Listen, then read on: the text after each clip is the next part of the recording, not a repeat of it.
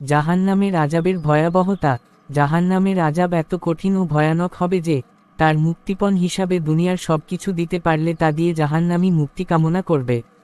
মহান আল্লাহ বলেন, যারা অবিশ্বাস করেছে পৃথিবীতে যা কিছু আছে, যদি তাদের তার সমস্ত থাকে এবং তার সাথে সমপরিমাণ আরও থাকে এবং কিয়ামতের দিন শাস্তি হতে মুক্তির জন্য পণস্বরূপ তা দিতে চায়, তবুও তাদের নিকট হতে তা গৃহীত হবে না এবং তাদের জন্য মর্মন্তুদ শাস্তি বর্তমান।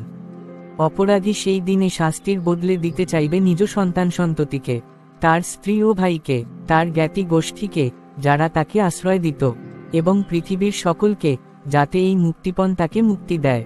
মহানবী হযরত মুহাম্মদ সাল্লাল্লাহু আলাইহি ওয়াসাল্লাম বলেন, জাহান্নামের সবচেয়ে কম আযাবের একটি লোককে আল্লাহ তাবারাকা ওয়া তাআলা জিজ্ঞাসা করবেন, তোমার যদি দুনিয়া ও তন্মধ্যস্থিত সব কিছু হতো, তাহলে মুক্তিপণ হিসাবে তা দিয়ে কি মুক্তি নিতে?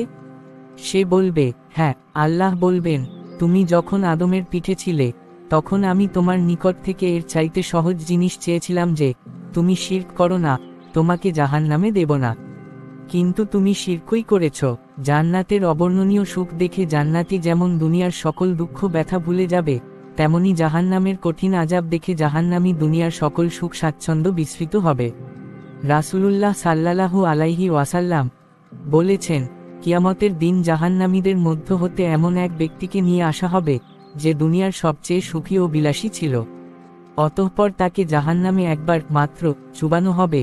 তারপর তাকে বলা হবে, হে আদম সন্তান, তুমি কি কখনো ভালো জিনিস দেখেছ? তোমার নিকটে কি কখনো সুখ সামগ্রী এসেছে?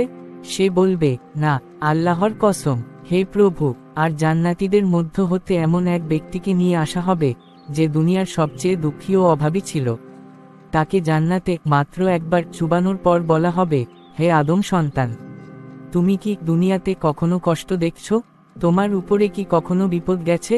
সে বলবে, না, আল্লাহর কসম, আমার উপর কোনোদিন কষ্ট আসেনি এবং আমি কখনো কোন বিপদও দেখিনি। আযাবের কঠিনতায় জাহান্নামীরা ভীষণ চিৎকার ও আর্তনাদ করতে থাকবে। আল কুরআন 11:106। কিন্তু ওরা তো স্থায়ীভাবে জাহান্নামে শাস্তি ভোগ করবে। ওদের শাস্তি লাঘব করা হবে না এবং ওরা শাস্তি ভোগ করতে করতে হতাশ হয়ে পড়বে। ওদের মৃত্যুরও আদেশ দেওয়া হবে না যে ওরা মরবে। ওরা আর্তনাদ করে বলবে, হে আমাদের প্রতিপালক, আমাদেরকে নিষ্কৃতি দাও, আমরা সৎকাজ করব, পূর্বে যা করতাম তা আর করব না। আল্লাহ বলবেন, আমি কি তোমাদেরকে এত দীর্ঘ জীবন দান করিনি যে তখন কেউ সতর্ক হতে চাইলে সতর্ক হতে পারত? তোমাদের নিকটে তো সতর্ককারীও এসেছিল। সুতরাং শাস্তি আস্বাদন কর, জালেমদের জন্য কোন সাহায্যকারী নেই। ওরা আরো বলবে, হে আমাদের প্রতিপালক, দুর্ভাগ্য আমাদেরকে ঘিরে ছিল এবং আমরা পথভ্রষ্ট হয়েছিলাম। হে আমাদের প্রতিপালক, এ অগ্নি হতে আমাদেরকে উদ্ধার কর। অতঃপর আমরা যদি পুনরায় কুফরি অবিশ্বাস করি, তবে তো আমরা অবশ্যই সীমা লঙ্ঘনকারী জালেম হব। আল্লাহ বলবেন, তোরা হীন অবস্থায় এখানেই থাক এবং আমার সঙ্গে কোন কথা বলিস না। আমার বান্দাদের মধ্যে একদল ছিল যারা বলতো, হে আমাদের প্রতিপালক, আমরা ঈমান এনেছি, বিশ্বাস স্থাপন করেছি, তুমি আমাদের ক্ষমা কর ও দয়া কর, তুমি সর্বশ্রেষ্ঠ দয়ালু। কিন্তু তাদেরকে, মুমিন দলকে নিয়ে তোমরা উপহাস ব্যঙ্গ বিদ্রূপ করতে এত বিভোর ছিলে যে তা তোমাদেরকে আমার কথা ভুলিয়ে দিয়েছিল। তোমরা তো তাদের ধর্মপ্রাণ মুসলিমদেরকে নিয়ে হাসি ঠাট্টা করতে। আমি আজ তাদের ধৈর্যের কারণে তাদেরকে এমনভাবে পুরস্কৃত করলাম যে তারাই হলো সফলকাম। যখন হস্তপদ শৃঙ্খলিত অবস্থায় ওদেরকে তার কোন সংকীর্ণ স্থানে নিক্ষেপ করা হবে, তখন ওরা সেখানে ধ্বংস কামনা করবে। ওদেরকে বলা হবে, আজ তোমরা একবারের জন্য ধ্বংস কামনা করো না, বরং বহুবার ধ্বংস কামনা করতে থাক। যখন ওরা জাহান্নামে পরস্পর বিতর্কে লিপ্ত হবে, তখন দুর্বলেরা প্রবলদেরকে বলবে, আমরা তো তোমাদেরই অনুসারী ছিলাম, এখন কি তোমরা আমাদের থেকে জাহান্নামের আগুনের কিয়দংশ নিবারণ করবে? প্রবলেরা বলবে, আমরা সকলেই তো জাহান্নামে আছি, নিশ্চয় আল্লাহ তার দাসদের মাঝে ফায়সালা করে দিয়েছেন। জাহান্নামীরা জাহান্নামের প্রহরীদেরকে বলবে, তোমাদের প্রতিপালককে বল, তিনি যেন আমাদের নিকট থেকে একদিনের শাস্তি লাঘব করেন। তারা বলবে, তোমাদের নিকট কি স্পষ্ট নিদর্শনাবলী সহ তোমাদের রসুলগণ আসেনি? জাহান্নামীরা বলবে, অবশ্যই এসেছিল। প্রহরীরা বলবে, তবে তোমরা প্রার্থনা করতে থাক। আর সত্য প্রত্যাখ্যানকারীদের প্রার্থনা ব্যর্থই হয়। সবাই আল্লাহর নিকট উপস্থিত হবে। যারা অহংকার করত দুর্বলেরা তাদেরকে বলবে, আমরা তো তোমাদের অনুসারী ছিলাম, এখন তোমরা কি আল্লাহর শাস্তি হতে আমাদেরকে কিছুমাত্র রক্ষা করতে পারবে? তারা বলবে, আল্লাহ আমাদেরকে সৎপথে পরিচালিত করলে আমরাও তোমাদেরকে সৎপথে পরিচালিত করতাম। এখন আমাদের ধৈর্যচ্যুত হওয়া অথবা ধৈর্যশীল হওয়া একই কথা, আমাদের কোন নিষ্কৃতি নেই।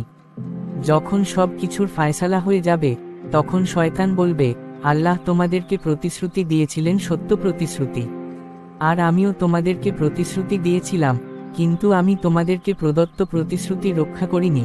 আমার তো তোমাদের উপর কোন আধিপত্য ছিল না, আমি শুধু তোমাদেরকে আহ্বান করেছিলাম এবং তোমরা আমার আহ্বানে সাড়া দিয়েছিলে। সুতরাং তোমরা আমার প্রতি দোষারোপ করো, তোমরা তোমাদের নিজেদের প্রতিই দোষারোপ কর। আমি তোমাদের উদ্ধারে সাহায্য করতে সক্ষম নই এবং তোমরাও আমার উদ্ধারে সাহায্য করতে সক্ষম নও। তোমরা যে পূর্বে আমাকে আল্লাহর শরিক করেছিলে সে কথা তো আমি মানি না। অত্যাচারীদের জন্য তো বেদনাদায়ক শাস্তি আছে, ওরা অসহ্য যন্ত্রণায় মৃত্যু কামনা করবে এবং চিৎকার করে বলবে, হে মালিক দোজখের অধিকর্তা, তোমার প্রতিপালক আমাদেরকে নিঃশেষ করে দিন। সে বলবে, তোমরা তো এভাবেই অবস্থান করবে।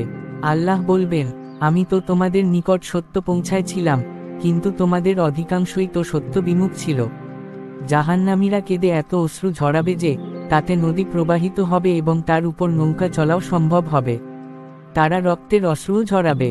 জাহান্নাম থেকে বাঁচার উপায় ইসলাম গ্রহণের সাথে ঈমান ও নেক আমল, ফরজ পালন, পাপ বর্জন, তাকওয়া অর্জন ও দুয়া। মহান আল্লাহ শিক্ষা দিয়েছেন সে দুয়া অর্থাৎ, হে আমাদের প্রতিপালক, আমাদের ইহকালে কল্যাণ দান কর এবং পরকালেও কল্যাণ দান কর, আর আমাদেরকে দুঃখ যন্ত্রণা থেকে রক্ষা কর। অর্থাৎ, হে আমাদের প্রতিপালক, আমাদের থেকে জাহান্নামের শাস্তি নিবৃত কর। জাহান্নামের শাস্তি তো নিশ্চিতভাবে ধ্বংসাত্মক, নিশ্চয় তা আশ্রয়স্থল ও বসতি হিসাবে অতীব নিকৃষ্ট। এছাড়া জাহান্নাম থেকে বাঁচার বহু উপায় হাদিসে বলা হয়েছে, যার কিছু নিম্নরূপে ব্যক্তি বলল, হে আল্লাহর রসুল, আপনি আমাকে এমন আমল বলে দিন যা আমাকে জান্নাতে নিয়ে যাবে এবং জাহান্নাম থেকে দূরে রাখবে। নবী বললেন, তুমি আল্লাহর ইবাদত করবে, তার সাথে কাউকে অংশীদার করবে না, নামাজ প্রতিষ্ঠা করবে, জাকাত দেবে এবং রক্ত সম্পর্ক বজায় রাখবে। যে ব্যক্তি সাক্ষ্য দেবে যে আল্লাহ ছাড়া সত্য কোন উপাস্য নেই এবং মুহাম্মদ তার রসুল, আল্লাহ তার জন্য জাহান্নাম হারাম করে দেবেন। আল্লাহ সেই ব্যক্তিকে জাহান্নামের জন্য হারাম করে দেবেন যে ব্যক্তি আল্লাহর সন্তুষ্টি লাভের কামনায় লা ইলাহা ইল্লাল্লাহ বলবে। যে ব্যক্তি সূর্যোদয় ও সূর্যাস্তের পূর্বে অর্থাৎ ফজরের ও আসরের নামাজ আদায় করবে, সে কখনো জাহান্নামে প্রবেশ করবে না।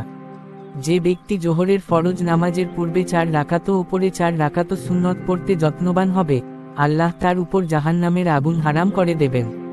রোজা জাহান্নামের আগুন থেকে বাঁচার জন্য ভালো স্বরূপ।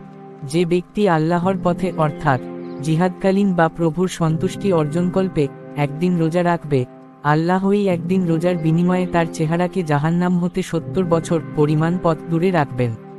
সেই ব্যক্তি জাহান্নামে প্রবেশ করবে না যে ব্যক্তি আল্লাহর ভয় কাঁদে যতক্ষণ না দুধস্তনে ফিরে না গেছে। অর্থাৎ দুধস্তনে ফিরে যাওয়া যেমন অসম্ভব, তেমনি তার জাহান্নামে প্রবেশ করাও অসম্ভব। আর একই বান্দার উপর আল্লাহর পথের ধুলা ও জাহান্নামের পয়া একত্র জমা হবে না। 2 প্রকার চক্ষুকে জাহান্নামের আগুন স্পর্শ করবে না। আল্লাহর ভয়ে যে চক্ষু ক্রন্দন করে, আর যে চক্ষু আল্লাহর পথে প্রহরায় রত থাকে।